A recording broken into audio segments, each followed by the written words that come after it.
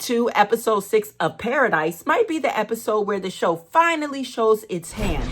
We learn Jane's disturbing origin story, and Gary appears to outsmart Xavier by detonating the bomb early and nearly killing him. But something about that moment doesn't add up.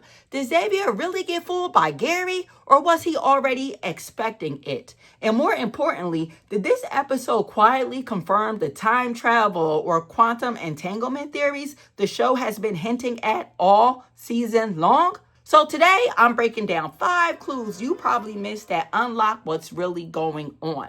I'll also be discussing different theories and some unanswered questions I have at this point. But before we get started, let me introduce myself if you're new here. And if you're not new here, then welcome back. My name is Brandi. And I realize that you could be on any channel in the world, but you're right here with me. And I really do appreciate that. So please go ahead and like this video. It really does help the channel out, and I greatly appreciate it. And also subscribe to the channel if you do enjoy watching TV show reviews and also movie reviews. I am so tempted to talk about Xavier and Gary first, but let me try to go in chronological order the way the episode actually played out. Now, after watching episode 6, comment down below. Let me know, are we all in agreement that Paradise Season 2 is definitely about time travel or time bending or some type of multiverse element? Are we all in agreement just yet? I feel like I'm about 98% certain, and I'm only reserving about 2% because I know that the writers at Paradise are very smart and they can flip the script at any moment and trick all of us.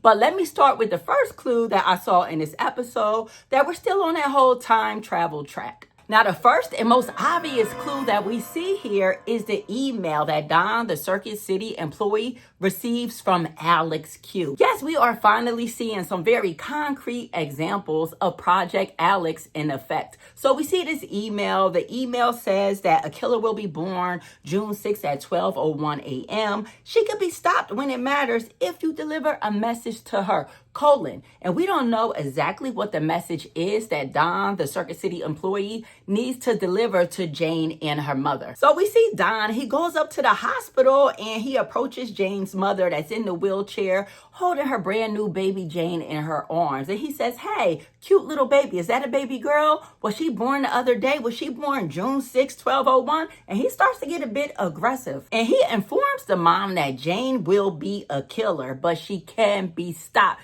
He says, "I have a message for that baby. I have a message for that baby. She can be stopped when it matters." So in my head, I'm like, is the message that she could be stopped when it matters? Or is there another message that Don has not delivered yet? Now, this is something that we probably all won't agree on. But is this email or message a message from the future that is trying to actually stop Jane from becoming a killer? Or is the objective of this message to make Jane become a killer?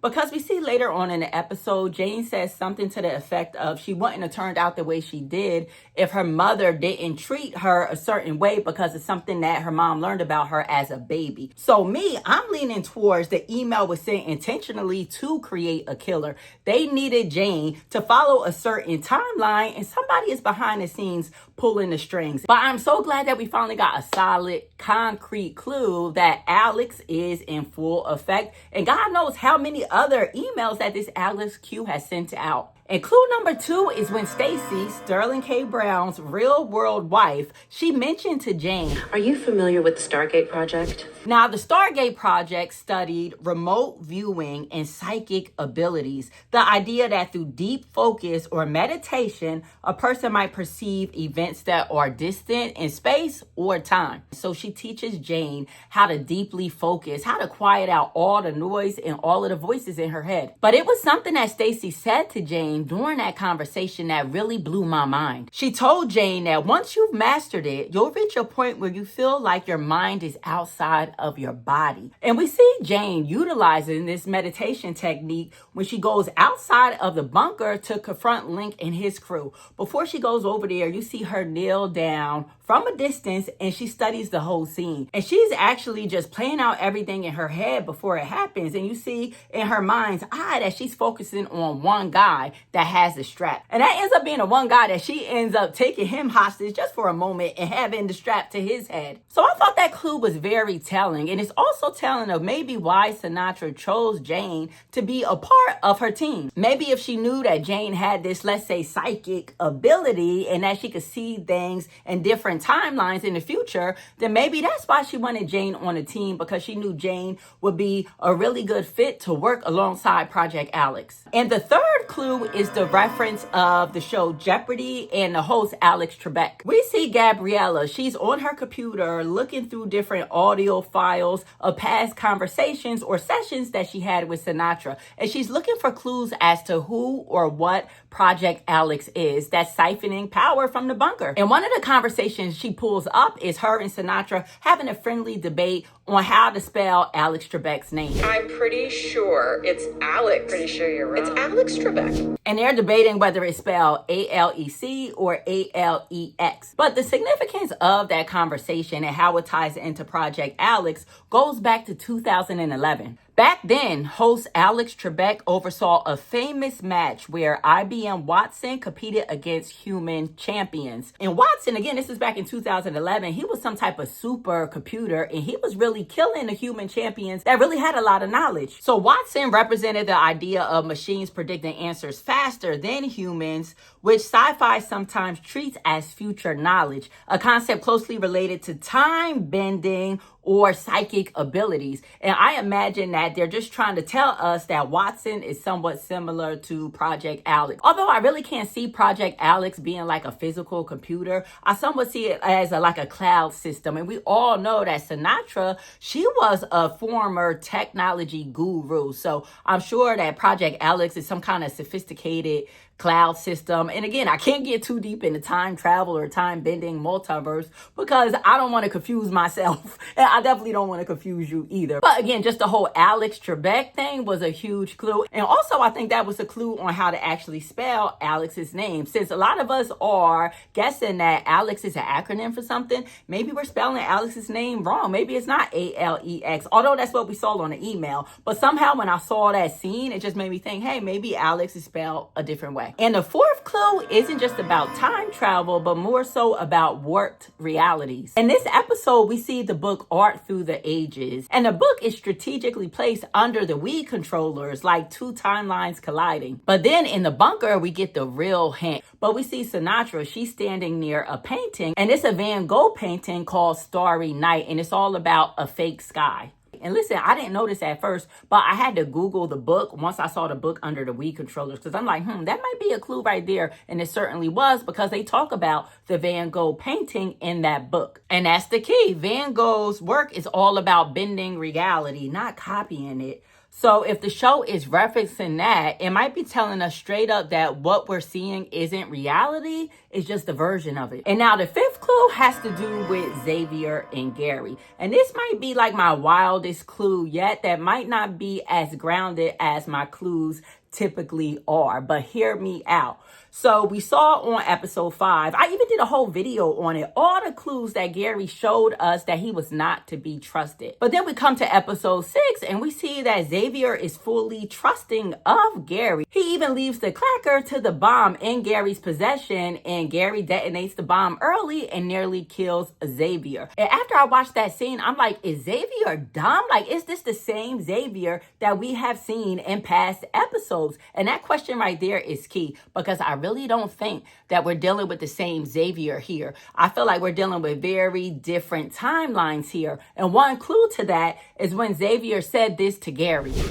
Maybe it's not fun to play with trains that ride smoothly along their tracks.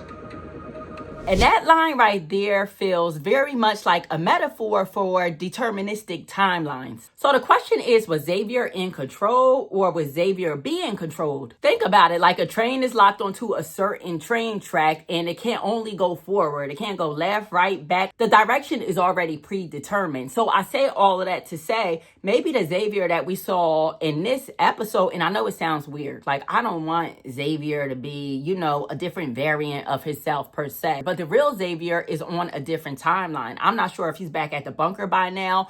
I'm not sure where he is, but the Xavier we seen right there is not the super intelligent Secret Service agent that's always hyper vigilant and always scanning the room for threats. That's not the same Xavier that we saw in this episode. But when he said that line about the train tracks, I mean, that really stuck out to me that, he could only go one direction. He already knew how the events were going to pan out. And that also lends itself to the question I had earlier with Jane, like, who is really pulling the strings here? I don't know, but it's something totally weird going on because that's not the Xavier that we know and love. Let's move on to the questions I have, or theories rather. Do any of you think that there's any relation between Link and Jane? Something about Jane being in love with Wheeze and the Nintendo Switch and Link's name, something about that connection just seems like it's going to be stronger later on down the line. I'm not sure if they're siblings. I'm not sure what's going to come about that, but I just want to know your thoughts on that down below. And along those same lines, were you guys satisfied with the way they explain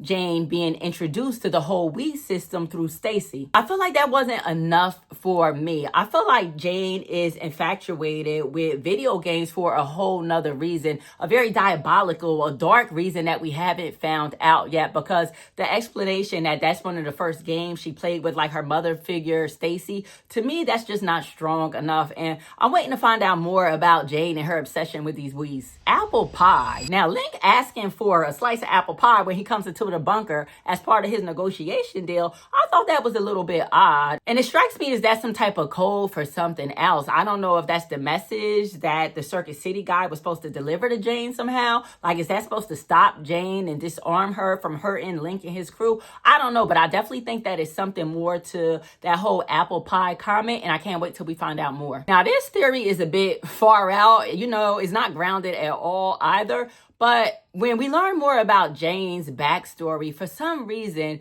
it just had me thinking, did Jane have anything to do with Cal's death? It's something I always wanted more information on, was how did the librarian gain access to the president's home? How did he scale the balcony, get in there, kill Cal? How was he able to do that? I always felt like it was a inside man that had to help the librarian out somehow, some way. So I'm just thinking, like, did Jane have something to do with that situation as well? And my last question is involving Jane's honesty with Sinatra. Again, I just think it's a lot more about Jane that we haven't learned yet. And not that I care so much, don't get me wrong, she's not one of my favorite characters, but I'm just curious about her conversation with Sinatra. Was Jane being truthful when she said that she kept Jane alive because she's no use to her dead? Did Jane really mean that she's just a weapon, she's a tool, and she needs somebody that she respects to aim and shoot her and she'll execute? I don't know, I just thought it was more to the story when Jane told Sinatra that you're better off to me alive, that I don't want you dead. And I really can't wait till we find out more information about that as well. Oh, and last thing, is Gabriella dumb?